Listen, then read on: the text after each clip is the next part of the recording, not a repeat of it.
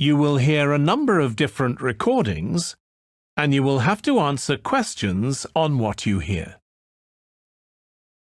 There will be time for you to read the instructions and questions, and you will have a chance to check your work. All the recordings will be played once only. The test is in 4 sections. At the end of the test, you will be given 10 minutes to transfer your answers to an answer sheet. Now turn to Section 1.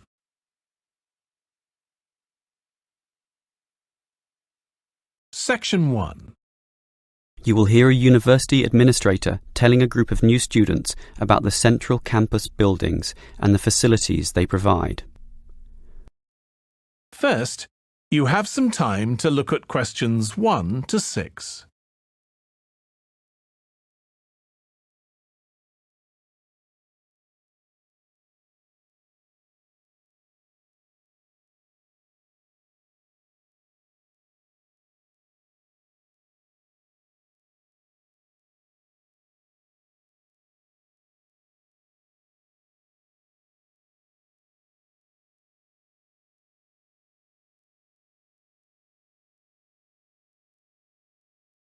Listen carefully and answer questions 1 to 6. Welcome everyone to the Brandon Complex, the geographical and, we could say, spiritual heart of this university. This is basically where everyone eats too, as you can see by looking around. There are many different cuisines here, Chinese, Indian and Middle Eastern, plus the usual fare of a local type, all in that corner over there. We have many shops here too, but the biggest is Wilson's, right there, providing clothing and hardware. That's next to all the restaurants. Now, on the opposite side of Wilson's we have 3 shops. The one in the corner there, closest to the restaurants, is for DVDs. Yes, the DVDs are cheap and affordable, and you can also rent DVD players as well. Moving on, in the corner directly opposite Wilson's is the Student Union office. Incidentally, you are all encouraged to join the Student Union, as a Student Union card gives you many benefits, including discounts on basically everything you can buy here at the Brandon Complex. Outside this complex, on the other side of the road, you can just see it from here in fact, is a building that we call by the rather unusual name, the H Building. Next to this, on the other side of some trees along the main road, is the Engineering Institute, but that doesn't have anything to do with the Brandon Complex. One last thing is that just outside this door, near us here, you can see a grassy oval patch. Well, that's the playing field for what we simply call the fitness room, which is alongside. So you can put on some calories here at the restaurants and then burn them off at the fitness room afterwards. Oh, I forgot to mention this shop right here, in the middle, beside the Student Union. It's the bookshop. And as you can see, it's always busy, always popular. You can buy newspapers, magazines and stationery there, plus a few clothing items as well, just as you can at Wilson's. Why don't you go and take a look right now? Before you hear the rest of the conversation, you have some time to look at questions 7 to 10.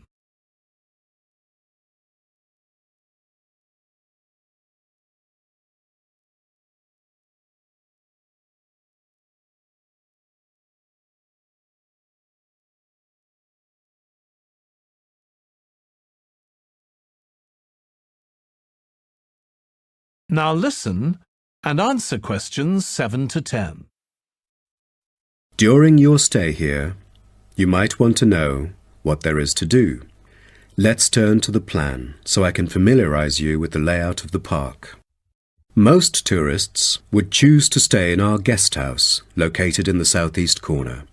It features 63 tastefully appointed guest rooms, many of which offer spectacular views of the park.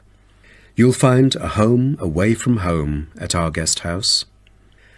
But for those who want to experience the natural beauty up close, there is also a campsite.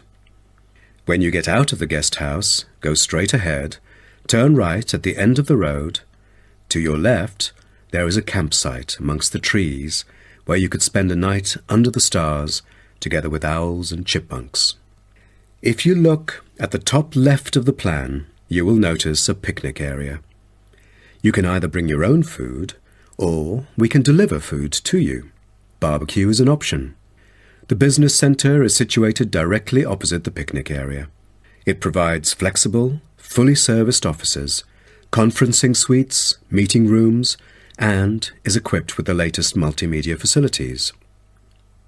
Wired, as well as wireless, high-speed internet is available within the entire premises.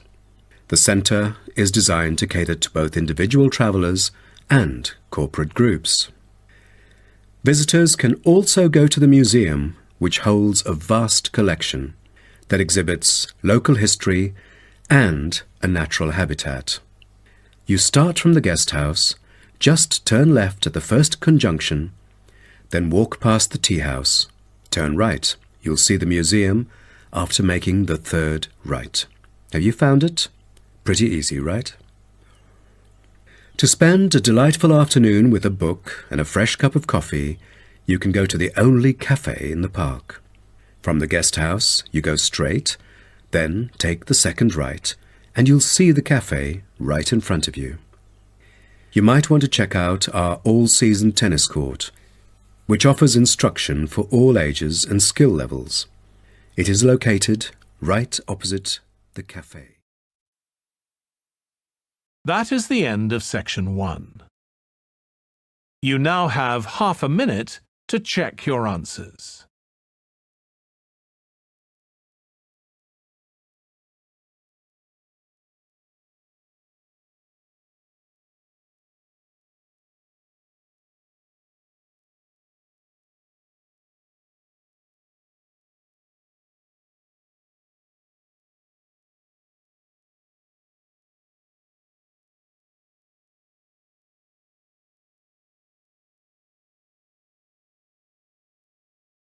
Now turn to section 2.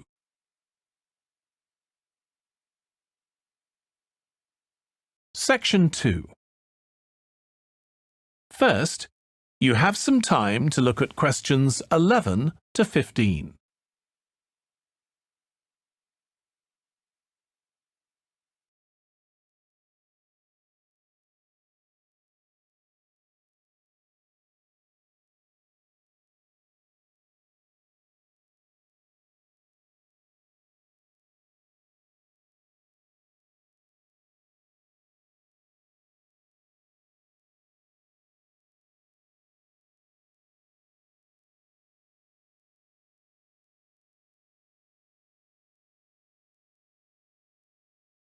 Now listen carefully and answer questions 11 to 15.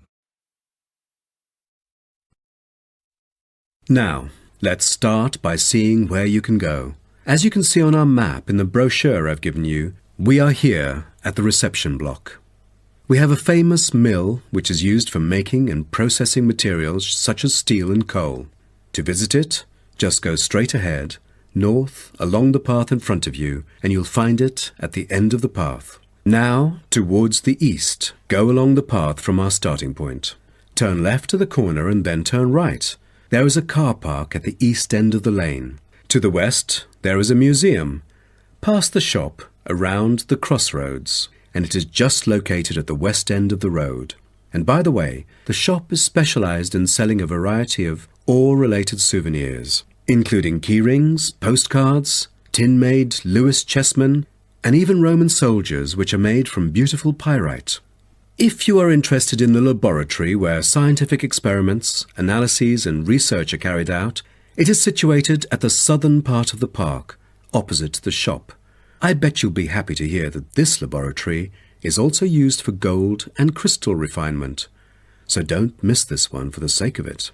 I assume by this time you'll all need some rest and refreshment. So we have an excellent cafe which caters for delicious food and beverages at the other side of the road next to the shop. Of course, if you want to spend some time in the fresh air, we have a perfect picnic area which is just right and northeast of the reception block. Further east, there is a path leading to the northern part of the park, and at the end of it is the toilet. Now, most of the visitors would choose to use the mailbox and send the beautiful postcards to their friends. To reach it, just... Before you hear the rest of the talk, you have some time to look at questions 16 to 20.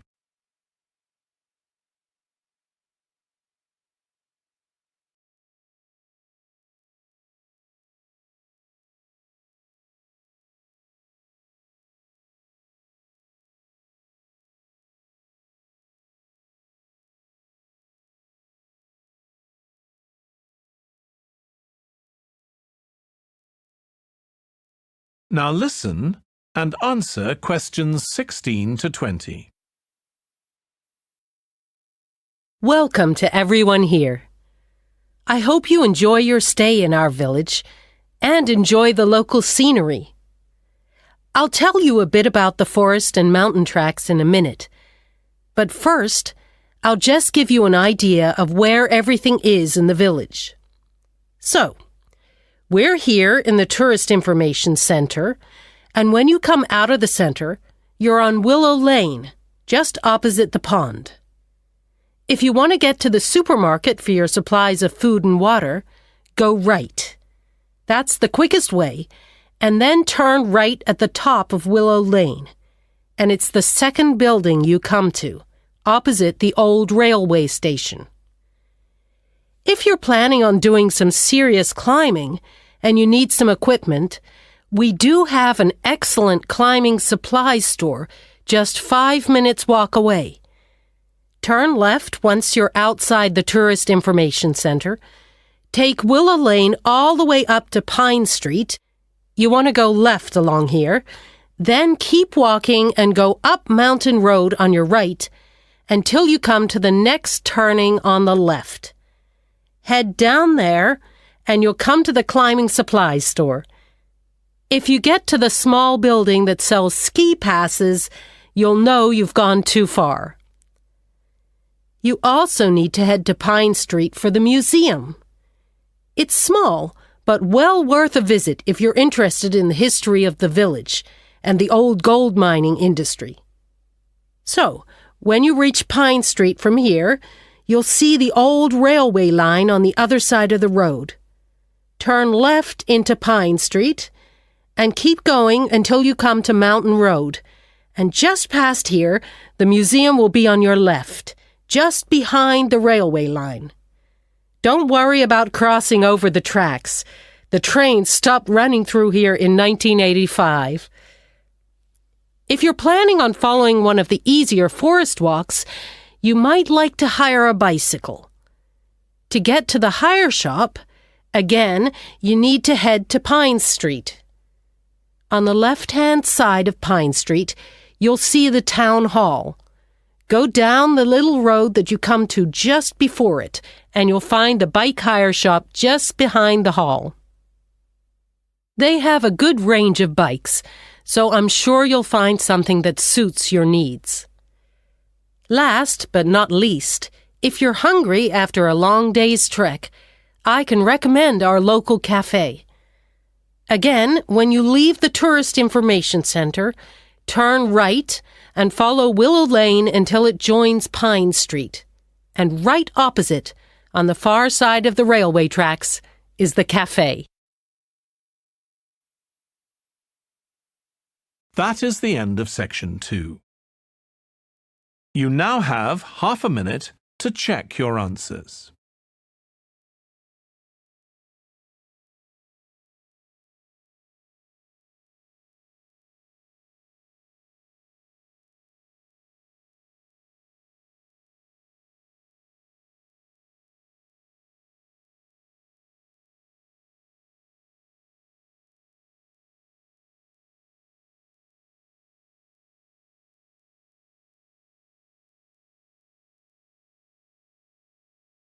Now turn to Section 3.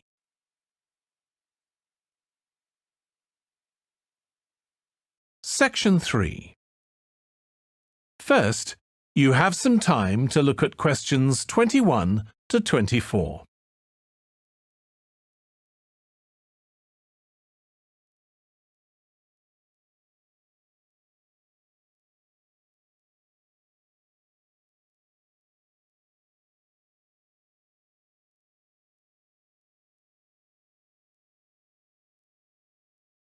Now listen carefully and answer questions 21 to 24. Now, let me just tell you a bit about what you can see in the sculpture park. If you look at your map, you'll see the visitor centre, where we are now, at the bottom, just by the entrance. Since we only have an hour, you might not be able to get right around the park, but you can choose to visit some of the highlights. You might like to take a look at the Joe Tremaine sculptures, which are displayed on this side of the upper lake, just behind the Education Centre and near the bridge. They're really impressive, but please remember not to let your children climb on them. One of our most popular exhibitions is the Giorgio Catalucci bird sculptures. They're just across the bridge on the north side of the lower lake. I love the way they're scattered around in the long grass beside the lake, looking as if they're just about to take to their wings. You could also go to the garden gallery. It's on this side of the upper lake. From the visitor centre, you go to the education centre, then keep on along the path and you'll see it on your right. There's an exhibition of animal carvings there which is well worth a look. We also have the Longhouse. That's quite a walk. From here, you go to the bridge and then turn left on the other side. Soon you'll see a winding pathway going up towards the northern boundary of the park. Go up there and you'll find it at the top. They have some abstract metal sculptures that are well worth seeing if you have time. OK, well, now, if you... Before you hear the rest of the discussion, you have some time to look at questions 25 to 30.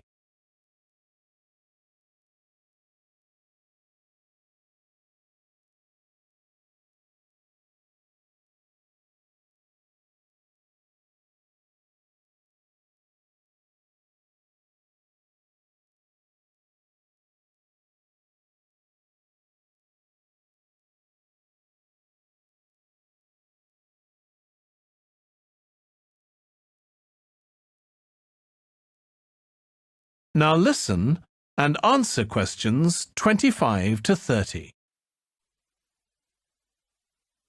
Now, we've also put together a map which we've sent out to all the residents in the area. And on the map we've marked the proposed changes. Firstly, we'll plant mature pine trees to provide shelter and shade just to the right of the supermarket in Days Road.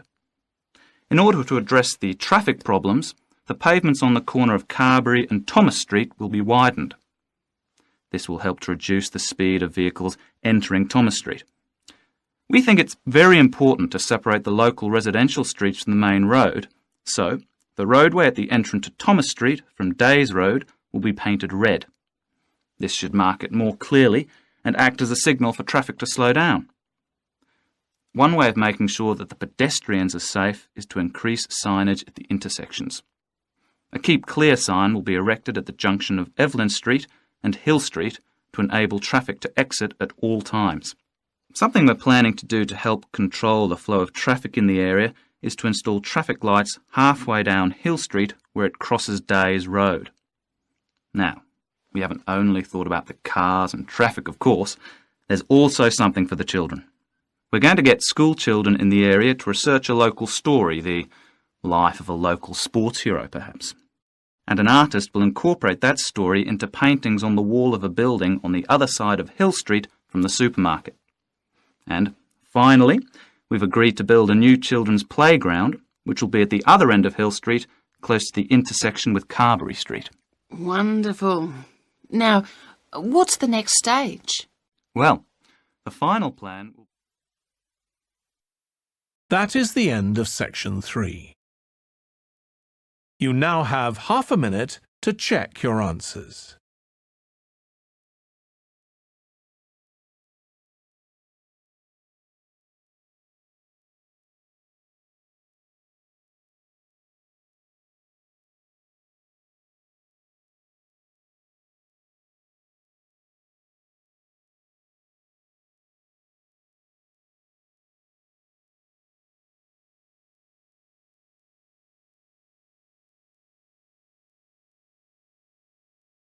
Now turn to section 4.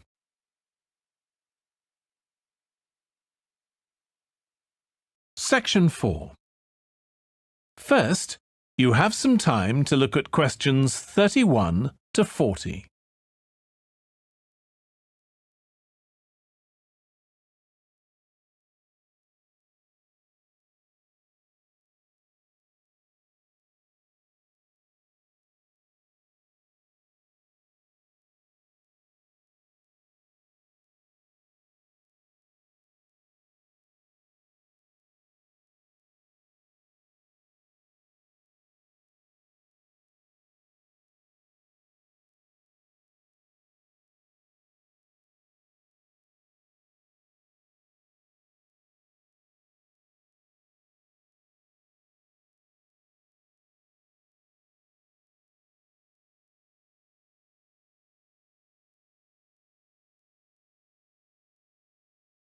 Now listen carefully and answer questions 31 to 40. Now, if I can just show on this wall map here where they all are, you might like to go and have a look round. If you come into the main university entrance, at the first junction, you'll find that Brown Hall is on the corner opposite the theatre. So you're nice and near the station here, though I think it can get a bit noisy with traffic. The same applies to Blake Residence, which is directly facing the junction to the university entrance. These halls are often used by medical students and such like, as they're out all day, so don't notice the noise. Anyway, if you then walk along Campus Road towards the main circle, you'll see the library on the corner, and Queen's Building is just past that as you head north. You will find that it is quieter here, and you may get fewer visitors. By the way, the circle is quite a feature of the campus, as it's set into the hills and has a brand new sports center in the middle.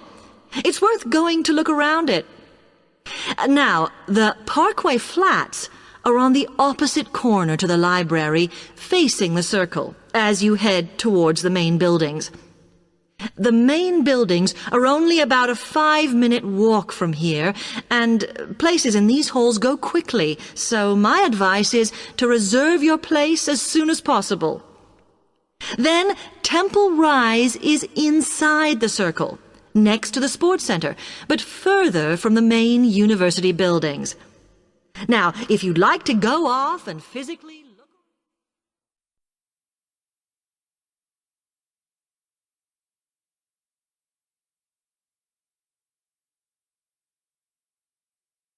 OK, thanks. How can I get from here to Hackney then? Right, well, you can choose. We're here at the information office, OK? Now, next to us, on the corner of the High Street and Sweet Street, is the bus stop, opposite the bank. The bus goes all the way to Hackney, but it is a very indirect route, so it could take ages. If you want to take the train, walk down the High Street towards the city, go past the bank, and on your left is the station, just before you get to the post office. There's a mainline service to Hackney Wick, so if you need to get into the centre of Hackney, you may need to pick up a bus when you get there. Opposite the post office, on the corner of Hart Lane, is the tube entrance. You'll see the big signs. That's probably the best way to get there, though you may have to change. It's probably best if you go and get a travel card first. To get to the ticket office, you go out of here onto the High Street. Then turn into South Street and the ticket office is on your right opposite the cinema. Of course, you may decide it's quicker to take a taxi. But it's a long way, so I think it'll be very expensive. If you do want to get a cab, then the rank is outside here, just opposite the office.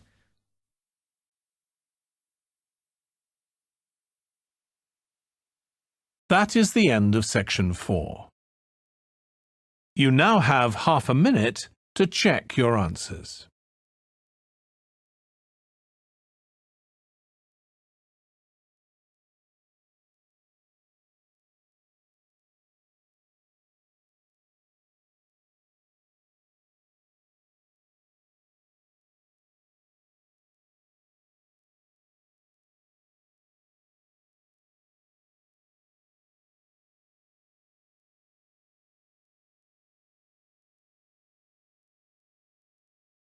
That is the end of the listening test.